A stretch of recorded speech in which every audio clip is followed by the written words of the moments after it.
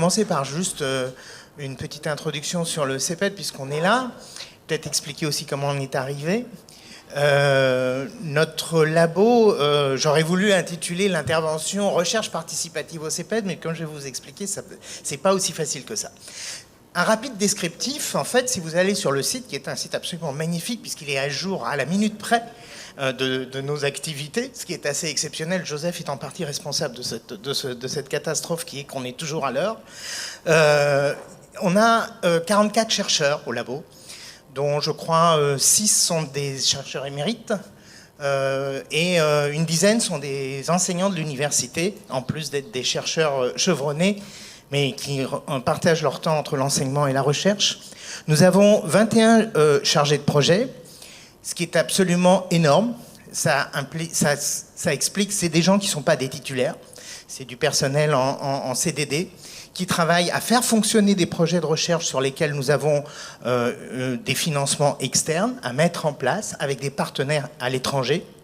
Nous avons une vingtaine de postdoctorants actuellement, je crois en ce moment exactement 20, postdoctorants qui viennent de financements divers et variés, parfois sur les projets, mais parfois aussi sur des financements propres. Par exemple, ceux de l'IFRIS ont été particulièrement présents dans notre labo et travaillent sur des sujets qui, pour nous, sont des nouveautés aussi. Et nous permettent d'introduire de la nouveauté dans nos thématiques.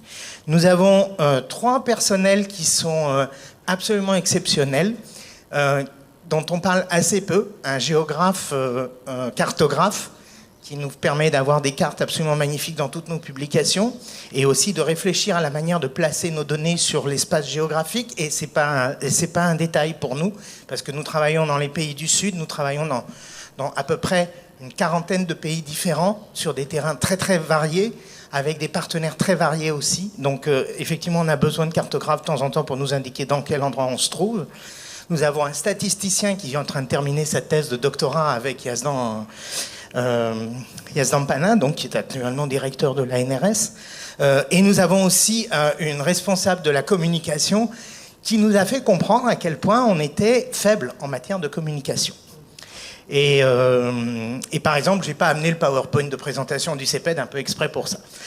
En plus, on a dans tout ça, on a seulement 3 personnels administratifs, dont Julie Rust qui est avec nous. Et la raison pour laquelle il est avec nous, c'est parce qu'en fait, la dynamique des projets dans lesquels nous sommes engagés implique de manière très profonde notre façon de faire, y compris la gestion. Et voilà, on sait qu'on est sous-doté en termes de personnel pour la gestion, mais voilà, ça va venir. Et cette petite planète est en plus... nous accompagne actuellement 65 doctorants. La masse de sciences qu'il y a au CEPED est absolument extraordinaire.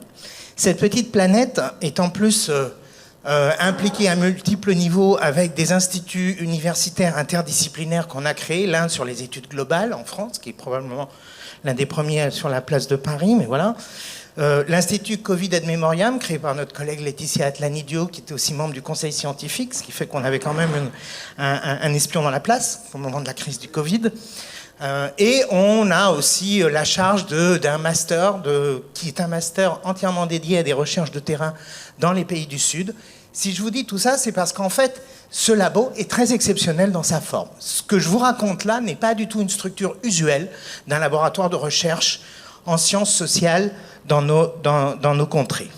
Les thématiques sur lesquelles nous travaillons, celles de la santé, vulnérabilité et genre, qui est tout un ensemble de recherches, beaucoup autour de la santé publique, mais pas seulement. Il y a aussi beaucoup des travaux démographiques, par exemple sur la mortalité Covid. On a été, grâce à Christophe Guillemotto, l'un des premiers labos à publier les chiffres de la mortalité réelle dans un pays comme l'Inde. On a fait une véritable estimation, d'ailleurs ça nous a valu une sorte de mise à l'index du gouvernement indien. Nous avons des travaux sur la migration qui ont été absolument exceptionnels parce qu'ils étaient effectués non pas sur les politiques de migration, comme la plupart des travaux que vous voyez à Sciences Po, je vais dire du mal de Sciences Po, mais qui sont faits avec des travaux de terrain, avec des vrais migrants, des personnes avec qui on a travaillé sur les questions, par exemple, le passage à la frontière ou sur les parcours de migration. Avec les autorités au Sénégal, il y a eu des travaux absolument remarquables qui ont permis d'améliorer la vie de beaucoup de gens, d'ailleurs. et des travaux sur l'éducation dans les pays du Sud, et y compris maintenant de plus en plus sur l'enseignement supérieur. Ma conviction profonde est qu'une grande partie de la mondialisation, la deuxième ou troisième mondialisation, ça sera à partir du monde universitaire, ça l'est déjà. C'est-à-dire qu'en fait, les universités sont des agents de la mondialisation. C'est les universités qui alimentent énormément la machine de la mondialisation, plutôt dans un sens positif, pour aller dans le sens que Jacques vient juste de mentionner, et non pas seulement sur cet aspect économique des grandes entreprises qui cherchent de la main-d'œuvre pas chère partout. Ces différentes orientations sont en fait... c'est une grande diversité et variété de thématiques de recherche. Si vous allez sur le site et que vous feuilletez page à page la page recherche, on a 85 projets de recherche actuellement en cours. Et dans le projet, il y a des choses aussi grandes qu'un institut interdisciplinaire ou la démarche individuelle d'un chercheur qui va aller voir dans les Caraïbes exactement comment s'expriment les différentes formes de relations entre des populations d'origines différentes. Cette grande diversité signale aussi une grande diversité de dynamiques de rentrée dans la recherche, dans les thèmes de recherche. C'est-à-dire qu'en fait, il n'y a pas une seule façon d'arriver à monter un projet de recherche. Parfois, c'est sous l'impulsion d'un groupe d'actions qu'on connaît, avec qui on va travailler. Parfois, c'est un bailleur de fonds qui nous propose tout simplement, dites donc, vous vous y connaissez bien là-dessus, là, si on mettait 100 000 euros, ça le fait, 200 000, ça serait mieux. Voilà. Cette dynamique avec le bailleur de fonds n'est pas du tout à négliger. En fait, j'ai dirigé une thèse là-dessus qui a bien montré qu'en fait, on a même des guichets spéciaux qui se créent sur des thématiques comme ça, qui durent pendant une dizaine d'années dans une relation assez étroite entre les bailleurs de fonds et les gens qui effectuent les projets de recherche. Donc notre relation avec les bailleurs est loin d'être anodine, et on a en fait de plus en plus des relations très fortes avec certains bailleurs de fonds internationaux, et ça nous permet aussi de faire passer dans leur agenda des idées qui nous viennent de notre terrain. Ceci est une chose assez exceptionnelle aussi. Et je voudrais signaler deux choses ou trois choses pour terminer, avant de passer la parole à Joseph, qui va nous expliquer les choses plus précisément. D'abord, on a beaucoup travaillé sur la capacité d'agir, le empowerment. On l'a beaucoup fait grâce au départ des travaux de Annabelle Degré-Duloup, mais ça s'est généralisé sur plein d'autres thématiques et dans plein d'autres pays, dans plein d'autres terrains, notamment avec des populations immigrées en France. On a fait l'enquête Parcours, a été une enquête exhaustive de la population d'Africains subsahariens et dans leur accès à la santé publique et leur prévalence VIH. On a travaillé énormément aussi sur la question de la circulation des connaissances dans des environnements différents, dans des pays différents, sur des thématiques différentes. Ça nous a mené aussi à nous interroger sur le transfert des connaissances, qui n'est pas exactement la même chose que de faire de la pub autour de ce qu'on fait, et qui n'est pas non plus le problème de la communication. Et enfin, c'est comme ça qu'on a découvert énormément de choses aussi avec cette circulation des connaissances sur les savoirs autochtones, et pas uniquement sur les questions d'environnement, comme c'est souvent le cas. C'est-à-dire qu'en fait, on connaît l'herboristerie locale, mais voilà, non, il y a aussi des savoirs autochtones qui sont des savoirs sociaux et qui dépendent pas uniquement des ressources locales, mais qui sont aussi liés à une dynamique sociale.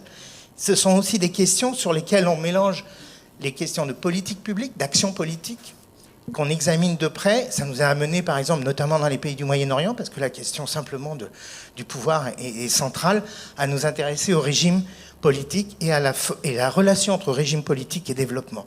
Sur les 85 projets qu'on mène, je ne pourrais pas dire qu'on fait beaucoup de recherche participative ou beaucoup de recherche avec le public dont on parle. Mais certains d'entre elles l'ont été et deviennent de plus en plus des recherches présentes. Notre rapport avec cette notion de recherche participative est très complexe, donc je vais laisser la parole à notre ami Joseph qui fait ça de main de maître. Donc, bonjour à toutes, je m'appelle Joseph Larmarange, donc moi je suis démographe en santé publique et en bonne caricature de chercheur, je vous ai prévu des petites diapos qui vont arriver. Alors,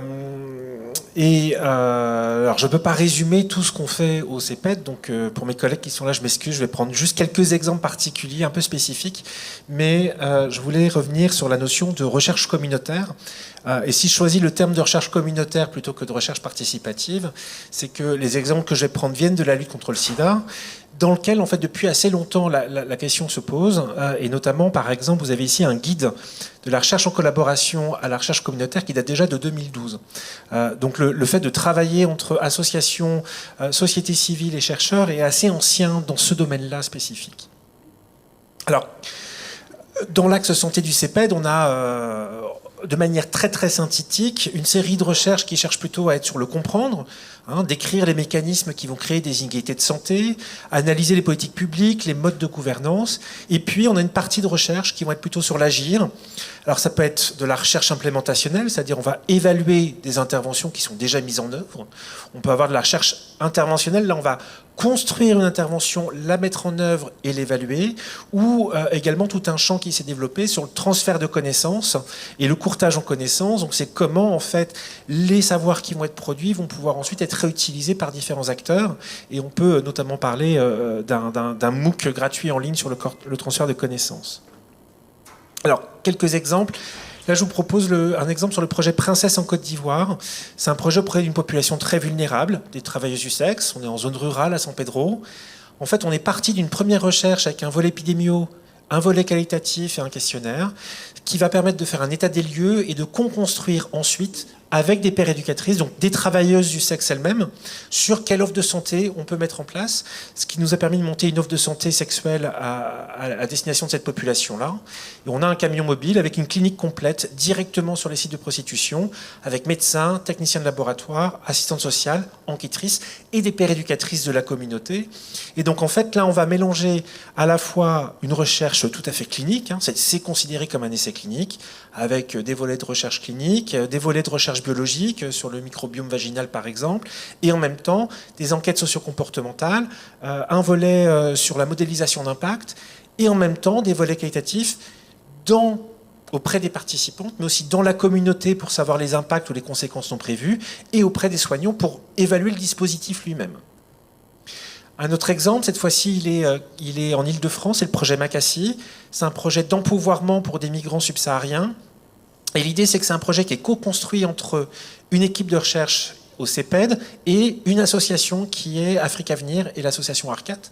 Et en fait, il y a un double financement. On a un financement public pour la mise en œuvre de l'intervention et un financement recherche pour la partie recherche. Et c'est une intervention innovante qui est mise en place dans la rue, sur des lieux de passage, dans des gares, dans des sorties de métro, qui vise à aider les personnes précaires, originaires d'Afrique subsaharienne ou des Caraïbes, à connaître et à utiliser les ressources sociales et de santé qui leur sont disponibles. Donc on est vraiment sur de l'empouvoirment avec des professionnels de santé, médiatrices et médiateurs de santé issus des communautés. Dernier exemple, parce que alors là on va changer d'échelle, on tombe sur un projet à 15 millions de dollars, 3 pays, c'est le projet Atlas. Donc là c'est du projet dit de moyenne échelle. C'est d'abord un projet de mise en œuvre, donc un gros bailleur qui s'appelle United, met plein d'argent sur la table. Et donc c'est porté par une ONG qui est Soltis pour implémenter les autotests de dépistage du VIH, donc comme ceux qu'on a fait pour le Covid, mais pour le VIH. 3 pays, Côte d'Ivoire, Mali, Sénégal. Et dans les 3 pays, il faut impliquer le ministère de la Santé, les programmes nationaux, 30 associations de terrain, 1400 agents et pères éducateurs qui sont formés, 400 000 tests à distribuer. Donc on est sur un format beaucoup plus gros, avec du coup ce partenariat avec un gros bailleur, mais aussi avec les politiques locaux et des associations de terrain, et sur lequel on va rajouter un volet recherche que j'ai coordonné. Donc là, le volet recherche, c'est à la fois des enquêtes qualitatives pour savoir l'acceptabilité, la faisabilité, ce que les gens en pensent, 2 enquêtes en quantitative, une anonyme par téléphone auprès des usagers et une enquête en population générale auprès de 9000 personnes, un volet sur les coûts et un volet de modélisation. Parce qu'il faut savoir ça coûte combien, est-ce que c'est rentable, est-ce que c'est coût efficace. Donc là, l'idée, c'est de se dire aussi, sur ce type de projet, comment on va remettre un peu de bottom-up dans quelque chose qui est très top-down à la base. Alors, ce qu'on voit bien, c'est que dans la santé, parfois, on a des nouveaux outils qui arrivent. Les sciences fondamentales nous trouvent un nouveau médicament. On a aujourd'hui des médicaments de prévention. On a plein d'innovations. Mais avoir des outils efficaces, il faut pouvoir les mettre en œuvre, sinon ils seront inefficients.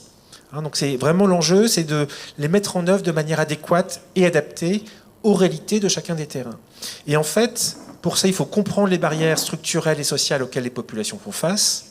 Il faut adapter et expérimenter les modalités de mise en œuvre des interventions. Donc en fait, il y a une recherche sur ces modalités de mise en œuvre. Il faut documenter les conséquences non prévues, parce que parfois on a une super idée, mais en fait ça a des conséquences qu'on n'avait pas prévues, sociales, sanitaires, logistiques. Et puis estimer les impacts programmatiques pour le politique, épidémiologiques, économiques, si on veut passer à l'échelle. Donc pour ça, on a effectivement besoin d'un dialogue continu entre décideurs, bénéficiaires, chercheurs, implémenteurs. C'est pas tout à fait, mais c'est presque les mêmes piliers qui ont été évoqués. Et avec la difficulté, c'est qu'on souvent sur ces projets, on est à la fois sur des enjeux globaux. On va discuter à haut niveau avec l'OMS une politique internationale et en même temps penser comment ça se met en œuvre très localement dans des contextes locaux. Donc jongler entre le global et le local et en ayant si possible des démarches intersectorielles. Et ce qui se passe, c'est qu'en plus, quand on met en place ce type de projet, chacun a des calendriers ou des attentes ou des besoins qui sont très différents. Alors, quelques éléments juste de notre pratique, en retour d'expérience, mais en amont, déjà, il faut clarifier les questions qu'on veut se poser et voir s'il y a besoin de faire une recherche. Parfois, il y a des interventions, on sait qu'elles sont efficaces, elles marchent, il n'y a pas besoin de chercheurs là-dessus ou de montrer quoi que ce soit, il faut juste mettre en œuvre. Si jamais on part du principe qu'on va aller construire un projet de recherche scientifique qu'on construit, il faut qu'on construise les interventions et les dispositifs de recherche. Et souvent, le faire les deux en parallèle va apporter beaucoup plus, avec toute la question du... Est-ce qu'il faut donner le primat à la robustesse de l'évaluation? Parce que en santé, le gold standard, c'est l'essai randomisé en double aveugle. Mais du coup, on n'est plus dans la vraie vie. Ou est-ce qu'on fait dans la vraie vie, mais du coup, ce qu'on documente, on n'est pas sûr de la robustesse des résultats. Donc, il faut trouver cet équilibre entre modalité pratique et robustesse de l'évaluation. L'essai randomisé, pas toujours adapté.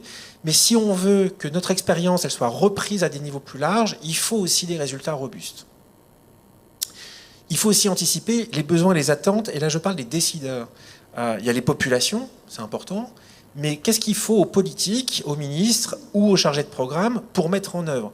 Si on veut avoir ce déploiement derrière, il faut qu'on anticipe les besoins qu'il y aura à ce niveau-là pour faire évoluer les recommandations.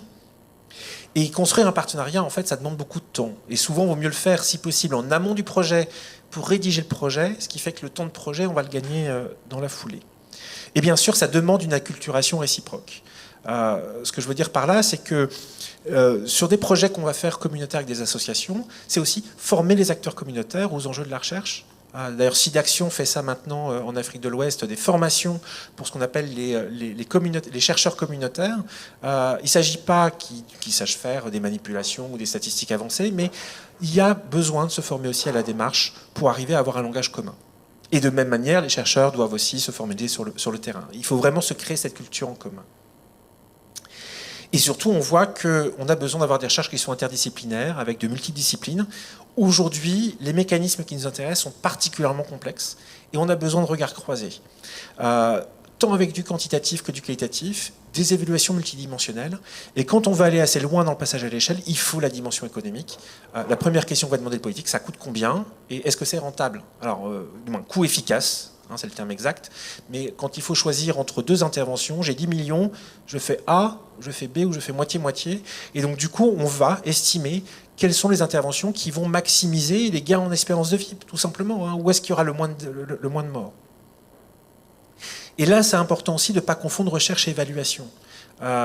S'il s'agit juste de faire une évaluation de programme, il n'y a pas besoin de chercheurs. Donc quand on va partir sur une mise en œuvre avec une recherche interventionnelle, il faut aussi qu'on aille problématiser en question de recherche. Alors pendant le projet, il y a tout l'enjeu de la temporalité, parce que le terrain et les acteurs de terrain, ils n'ont pas le même calendrier que les chercheurs. Les chercheurs, il faut écrire le protocole, avoir les autorisations éthiques, être autorisé à collecter les données, mettre en place la collecte, récupérer les données. Et une fois qu'on a ça, il faut le temps de l'analyser, de l'interpréter. Et souvent, les acteurs de terrain, eux, ils veulent savoir tout de suite les résultats, alors qu'on n'a même pas encore commencé à avoir l'autorisation éthique. Il y a l'enjeu du dialogue continu entre les acteurs. Sur certains projets, on se fait des réunions de consortium avec les politiques, les acteurs de terrain, les pairs éducateurs et les chercheurs à intervalles réguliers. Il faut le maintenir tout du long.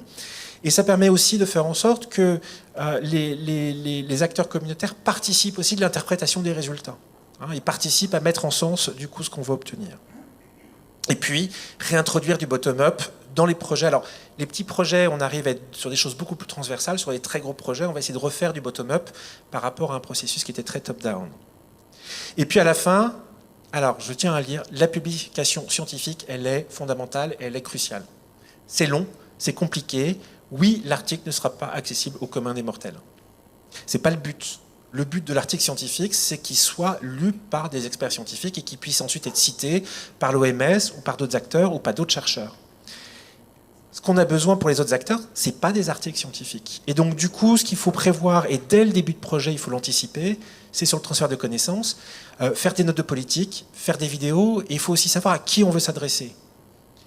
Au politique, il a besoin de choses pratiques. Ça peut être des outils sur comment compter le nombre de tests qu'il doit programmer, ou combien ça va lui coûter.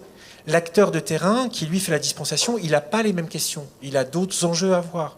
Et si je veux faire ensuite une communication grand public, dans The Conversation ou dans les médias, ce n'est pas encore les mêmes résultats. Donc en fait, il n'y a pas une société civile. Il y a des sociétés civiles avec différents acteurs qui n'ont pas les mêmes besoins. Et ça, ce n'est pas que le chercheur. Le chercheur, il n'est pas bon pour faire de la vulgarisation. C'est un métier, le transfert des connaissances ou le courtage. Et dans des projets en partenariat, c'est autant la responsabilité du partenaire communautaire que du chercheur de faire ce travail de vulgarisation-là, de dire « non mais là, on ne comprend pas, là, change de vocabulaire ». Donc se réadapter, ce n'est pas que la seule responsabilité du chercheur, c'est bien celui du consortium et du collectif. Et pour ça, il faut du temps, il faut les moyens financiers et adéquats, sachant qu'en fin de projet, en général, il n'y a plus d'argent, il n'y a plus de temps et qu'on est obligé de speeder. Pour finir, la recherche communautaire, elle permet vraiment un meilleur ancrage des questions posées. Ça permet de développer des interventions qui sont mieux adaptées à des contextes complexes. La co-construction intersectorielle permet aussi d'avoir des approches plus multidisciplinaires. Et puis, on a un dialogue facilité pour transformer les résultats en recommandations. Un chercheur fait une étude, ça ne deviendra jamais une politique publique. S'il n'y a pas un relais par des acteurs de terrain, par des mobilisations, s'il n'y a pas un plaidoyer ou par des politiques, la transformation du résultat de recherche en politique, elle ne se fait pas toute seule, elle n'est pas automatique. Par contre, c'est du partenariat, ça requiert du temps et ça nécessite de le construire en amont et souvent avant de déposer les projets.